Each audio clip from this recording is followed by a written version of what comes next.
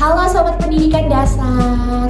Kali ini kembali lagi dengan podcast kita, podcast S2 Pendidikan Dasar. Yang di episode kali ini kita akan membahas tentang manajemen dan kurikulum pembelajaran. Nah, narasumber kita hari ini merupakan beberapa mahasiswa S2 Pendidikan Dasar yang tentunya dari Universitas Negeri Malang. Di antaranya ada Mbak Yusi, Bella, Alita. Jangan lupa stay tune untuk beberapa menit ke depan ya, karena pasti informasi dari narasumber kita ini akan sangat informatif dan juga dekat dengan pendidikan dasar. Hai Sobat Pendidikan, nah pada tahap ini nih kita akan mempelajari terkait dengan materi yang sudah kita singgung di awal tadi, terkait dengan manajemen kurikulum dan pembelajaran. Nah, sebelum kita mengerucut ke topik yang mungkin lebih dalam ya, kita tuh sebenarnya perlu tahu sebenarnya penting nggak sih kita mempelajari dulu konsep manajemen kurikulum dan pembelajaran ini. Mungkin dari narasumber penting nggak sih itu jadi dulu? Penting sekali ya tentunya ya. Ya, bagaimana Mbak Yusi? Kalau kita mengacu pada rujukan di bukunya Bell and Rhodes, kurikulum itu fokus utamanya pada manajemen sekolah. Manajemen sekolah itu mengacu kepada kebijakan nasional. Di dalam kebijakan nasional itu ada standarnya, ada pengawasannya, juga ada akuntabilitas yang sangat tinggi gitu. Nah, kan kurikulum itu membahas mengenai pengalaman belajar seutuhnya, ya, baik mengakomodasi tentang kebutuhan gaya belajar yang berbeda gitu. Kalau kita kerucutkan lagi, manajemen kurikulum dan pembelajaran ini adalah proses pengelolaan pendidikan yang terstruktur, sistematis, dan terintegrasi. Gitu ya Mbak ya. Jadi sangat dibutuhkan pemahaman konsep terlebih dahulu terhadap manajemen kurikulum pembelajaran ini sebelum nantinya kita ke bagian proses ataupun juga upaya dan juga perencanaan dan lain sebagainya. Betul sekali. Nah, terkait dengan urgensi yang tadi sudah disampaikan oleh Mbak Yusi, sebenarnya mungkin dari teman-teman Sobat Pendidikan di sini juga sama seperti saya ya, kepo atau penasaran. Kalau misalnya manajemen ini nggak dilakukan itu bagaimana sih resikonya mungkin itu? Jadi kurikulum itu adalah jantung ya dalam pendidikan. Sama halnya kalau kita manusia nggak ada jantungnya kita nggak akan hidup. Benar sekali Mbak Yusi. Nah, sama seperti kalau lembaga pendidikan atau sekolah itu nggak ada kurikulumnya, maka ya nggak akan berjalan sekolah tersebut. Jadi apa sih yang terjadi kalau nggak ada manajemen kurikulum dan pembelajaran? Salah satunya yang pertama, kebingungan tanggung jawab dan perannya. Yang kedua, ya semakin menurun ya mutu dari pembelajaran tersebut. Yang ketiga, sekolah itu akan gagal dalam memenuhi tujuan utamanya. Nah, itu sih. Jadi manajemen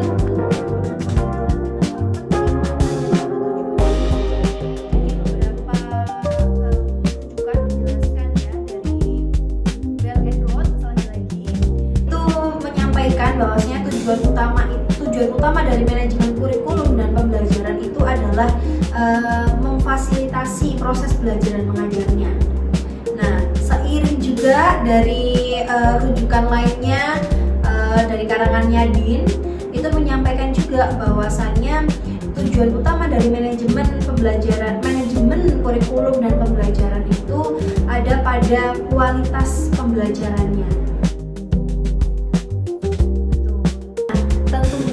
Kurikulum itu perlu direncanakan, diorganisasikan, dikoordinasikan secara kolaboratif gitu Dalam sebuah proses yang berkelanjutan. ya.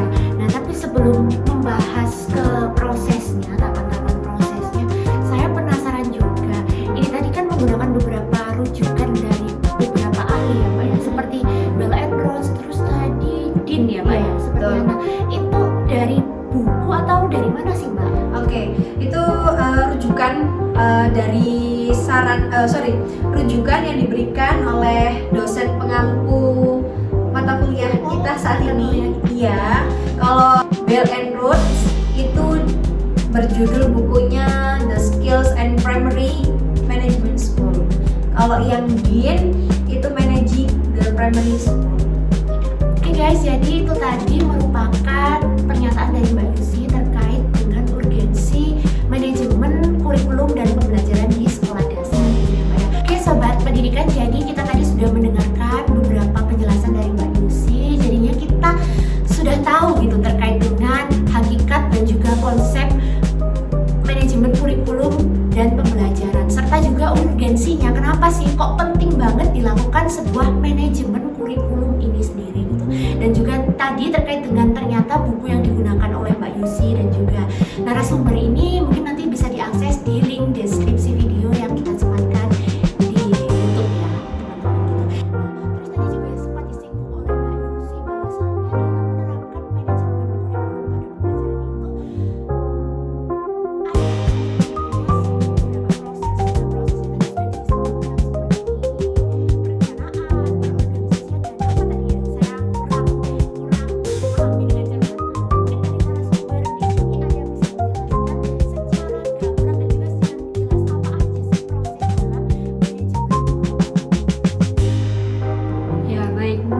sebagian orang itu berpikir bahwasannya manajemen kurikulum ini hanya soal membuat jadwal pelajaran ataupun mengurus dokumen-dokumen penting yang ada di sekolah. Tapi sebenarnya tuh nggak cuma itu aja. Jadi manajemen kurikulum ini sebenarnya adalah yang dikatakan Mbak Yusi tadi adalah jantung daripada pengelolaan pendidikan itu tersebut. Jadi bukan hanya soal sekedar kertas atau administrasi, tapi juga bagaimana proses pembelajaran itu dirancang, lalu nanti dijalankan sampai akhirnya nanti dievaluasi supaya benar-benar terasa dampaknya kepada siswa. Seperti itu. Oke. Oh, jadi kalau saya tangkap dari penjelasannya Mbak Talita ini, dari beberapa proses itu yang perlu kita lakukan tuh yang pertama perencanaan dulu gitu ya Mbak ya? Ya, betul sekali. Jadi di tahap pertama itu ada perencanaan. Jadi di sekolah ini memikirkan banyak hal, gak hanya tentang kebutuhan siswanya aja, tetapi juga kayak tujuan belajarnya ini nantinya mau dibawa kemana, sumber relevan apa yang harus digunakan dalam pembelajaran, sampai nantinya bagaimana sih cara penilaiannya, kayak gitu. Dan menurut Dean tadi yang sudah disampaikan oleh Mbak Yusi, jadi perencanaan itu sebenarnya harus fokus kepada perkembangan anak itu sendiri. Lalu yang kedua itu ada tahap pengorganisasian. Di sini mulai pembagian tugas, kemudian nanti ada pembentukan tim kurikulum, lalu ada sumber dayanya itu semuanya sudah diatur. Dan kepala sekolah di sini memiliki peran yang sangat penting untuk memastikan bahwasannya guru ini memiliki koordinasi yang baik seperti itu. Karena biar bagaimanapun rencana sebagus apapun kalau misalnya koordinasinya kurang bagus, pastinya nggak akan terrealisasikan dengan baik. Nah, lalu tadi yang ketiga itu ada implementasi, di mana kurikulum ini bisa dikatakan benar-benar hidup. Kenapa sih kayak gitu? Karena kan tadinya hanya sebuah dokumen saja ya. Lalu nanti di sini guru itu harus bisa menerjemahkan yang tadinya hanya sebuah dokumen menjadi sebuah pembelajaran yang nyata dan bermakna. Lalu di era sekarang itu pastinya pembelajaran ini harus memanfaatkan yang namanya teknologi ya. Tapi di sisi lain kita sebagai guru itu juga nggak bisa melupakan bahwasannya yang terpenting dari semua itu adalah siswa ini merasa dilibatkan dan juga dihargai dalam proses pembelajarannya. Lalu yang keempat itu ada, kalau kata orang-orang itu sidak. Wah, sidak. Mengerikan sekali ya. Apa itu sidak, guys? Mungkin bahasa sidak ini terlalu mengerikan gitu ya. Sebenarnya bisa diberikan peribahasa lain seperti pengawasan atau pendampingan seperti itu. Jadi kepala sekolah ini dan juga guru-guru yang terlibat itu melakukan refleksi dan diskusi agar pembelajarannya ini makin baik. Jadi bukan hanya mencari kesalahan yang sudah terjadi, tapi juga mencari solusi untuk mengatasi permasalahan tersebut. Kemudian di tahap yang kelima, yang terakhir itu adalah evaluasi. Jadi di evaluasi ini bukan hanya sekedar menilai hasil belajar siswanya aja, tapi sekolah itu juga mengevaluasi proses yang sudah dijalankan sebelumnya. Kayak misalnya apakah tujuan yang sebelumnya sudah ditetapkan itu sudah tercapai atau belum, strateginya itu bagaimana, apakah efektif atau tidak, kemudian ada yang perlu diperbaiki apa enggak sih. Jadi hasil evaluasi ini nantinya akan dipakai lagi secara terus-menerus untuk memperbaiki perencanaan selanjutnya. Seperti itu. Wah, sangat detail dan jelas sekali ya penjelasan dari Mbak Talita mengenai proses-proses yang ada dalam sebuah manajemen kurikulum dan pembelajaran. Nah, tadi perlu dicatat ya sobat pendidikan, tadi ada beberapa proses. Yang pertama ada perencanaan, kemudian ada pengorganisasian, terus yang ketiga yang paling penting yakni adalah penerapannya atau implementasinya ya Mbak ya. Dan yang keempat ada sidak atau tadi disebut apa Mbak? Pengawasan, pendampingan ya. Dan kemudian dari pendampingan tersebut dilakukan sebuah evaluasi gitu ya Mbak. Jadi dari beberapa proses itu tadi saling berkaitan, mengalir dari yang awal masih direncanakan sampai nanti evaluasinya bagaimana, itu juga diperlukan sebuah koordinasi tim yang kuat untuk menjalankan hal tersebut agar berjalan dengan baik. Teman-teman, pastinya walaupun kita sudah melakukan semua proses itu dengan baik, mungkin koordinasinya sudah benar, lalu pengimplementasinya sudah tepat, tapi kita itu nggak bisa yang namanya selalu sempurna. Yang namanya sebuah proses itu pasti ada saja tantangan atau mungkin problema di lapangan yang muncul gitu ya. Nah, mungkin dari beberapa narasumber ini ada nggak sih yang memiliki pengalaman gitu terkait dengan tantangan-tantangan yang muncul dalam merumuskan kurikulum dalam pembelajaran ini atau implementasinya gitulah gimana? Mungkin dari saya ya. Kalau sedikit pengalaman dari saya mengajar, berawal dari merumuskan dulu seperti buat RPP ya. Kebanyakan RPP itu dibuat ya copy paste. Kalau kita mengenal ATM, modifikasinya nggak ada kan? Modifikasinya cuma nama dan tanggalnya gitu. Dan tahun, betul. Iya. Nah itu sih. Terus modifikasinya tidak ada dan tidak disesuaikan dengan mungkin tidak disesuaikan dengan kebutuhan siswa. Terus juga mungkin permasalahan yang tahun ini saat ini lagi boomingnya apa, seperti itu tidak ada integrasinya gitu ya. Terus kemudian juga membahas mengenai sidak ya. Sebenarnya mengerikan, tapi memang betul mengerikan karena kalau pengalaman saya yang di sidak itu tiba-tiba tidak terencana. Jadi tiba-tiba auditornya, pengawasnya ada menyimak pembelajaran kita. Nah, sebagai guru kadang pembelajaran tidak selalu mulus, tidak selalu bagus gitu, tidak selalu medianya bagus, tidak selalu strateginya bagus, tidak selalu efektif lah. Nah, kadang kalau tidak ada kesiapan yang matang terhadap pembelajaran kita, ya hasilnya akan tidak Maksimal baik, gitu tidak ya. maksimal gitu sih.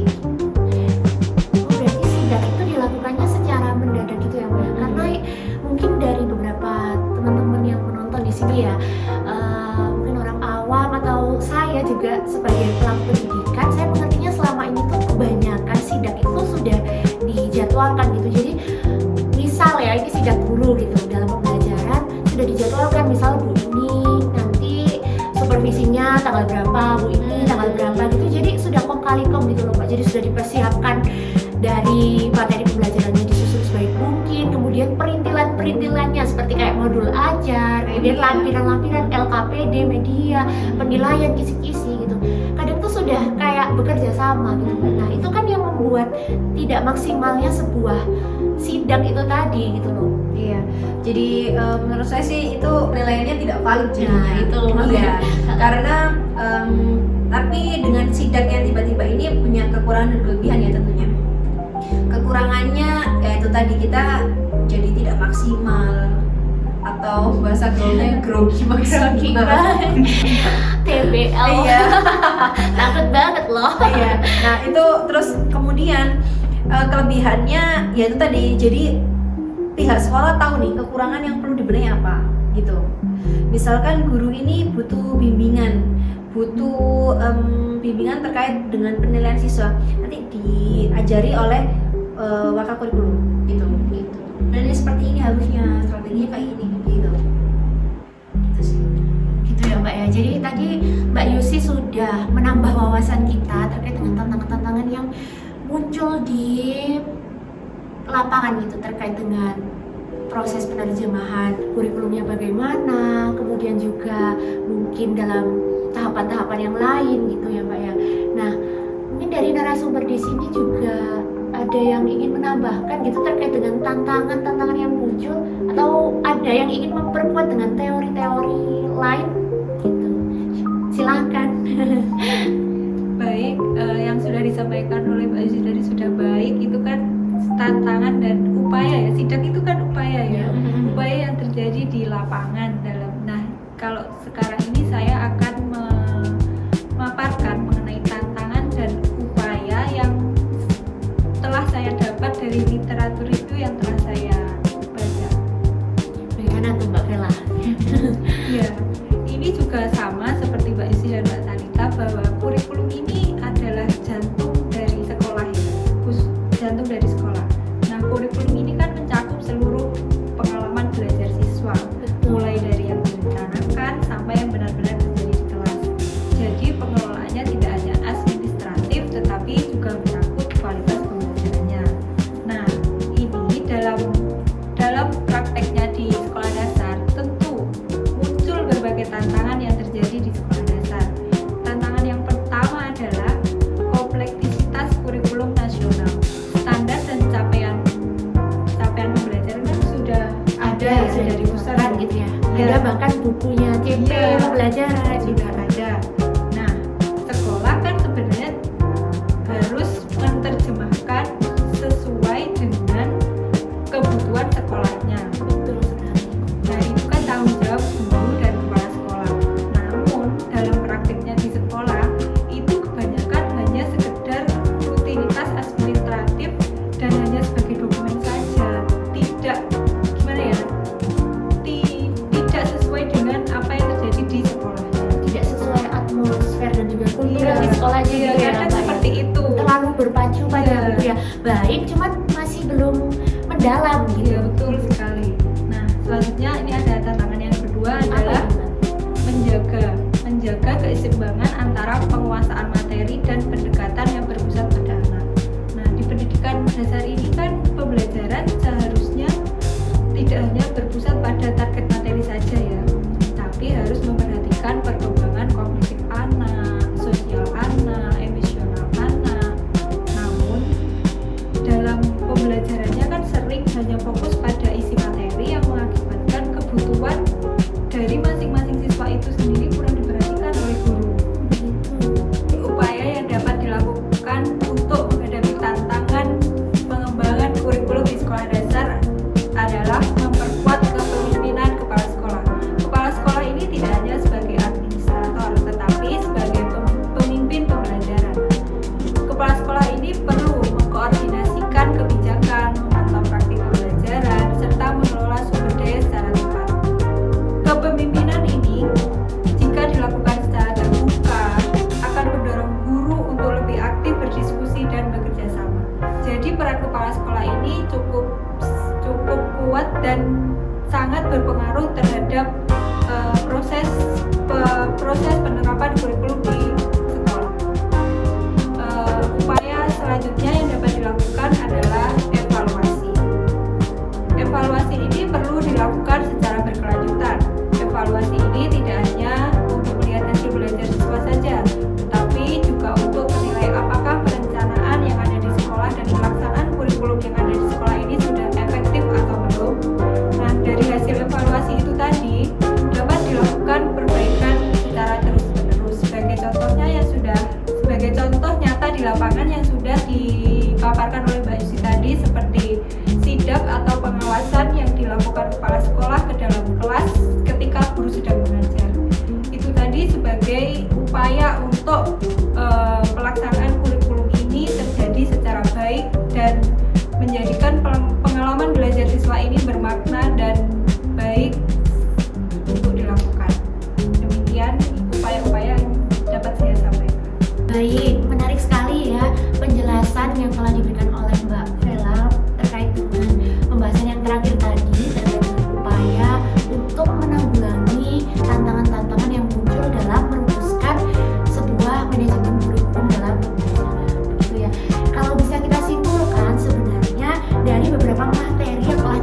oleh berbagai narasumber ini, dari Mbak Yusi tadi terkait dengan hakikat, konsepnya, kemudian juga urgensinya ya Mbak ya terkait dengan manajemen kurikulum dan pembelajaran ini sebenarnya terkait dengan materi selanjutnya. Jadi kita tuh harus benar-benar paham, benar-benar fasih, benar-benar tahu apa sih sebenarnya manajemen kurikulum pembelajaran itu, terus urgensinya bagaimana, sehingga kita sebagai pelaku pendidikan tergerak hatinya, tergerak actionnya, tindakannya, perilakunya secara nyata untuk dapat merumuskan kurikulum pembelajaran ini dengan baik gitu ya. Kemudian untuk menjalankan manajemen kurikulum dengan baik juga kita harus memperhatikan beberapa proses yang telah dijelaskan oleh Mbak Talita tadi, seperti proses perencanaan, pengorganisasian,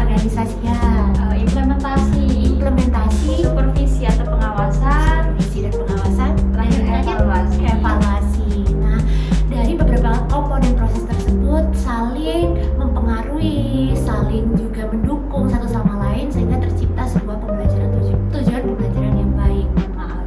Nah, dari proses tersebut kemudian setelah dijalankan di tahap implementasinya tadi juga sudah dijelaskan oleh Mbak Yusi dan Mbak Vela, pasti ada tantangan yang muncul dalam penerapannya.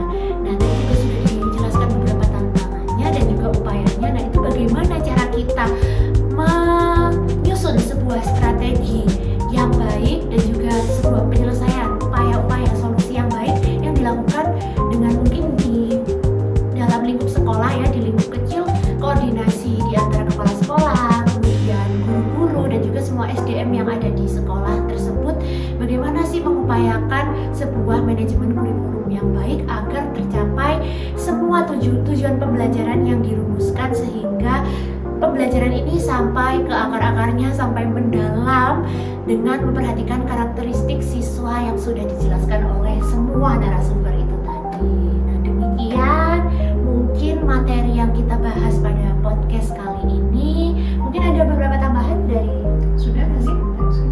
Oke, mungkin sudah cukup ya sobat edukatif atau sobat pendidikan tadi kita sebutnya ya.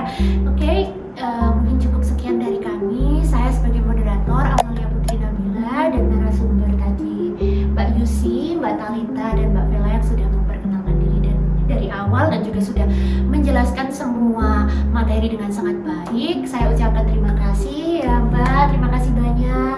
Mungkin kita bisa bertemu di pembahasan lain waktu ya dengan materi yang berbeda. Nah, selamat bertemu di lain kesempatan. Terima kasih banyak atas perhatiannya teman-teman. Jangan lupa like, komen, dan subscribe. Terima kasih. Wassalamualaikum warahmatullahi wabarakatuh.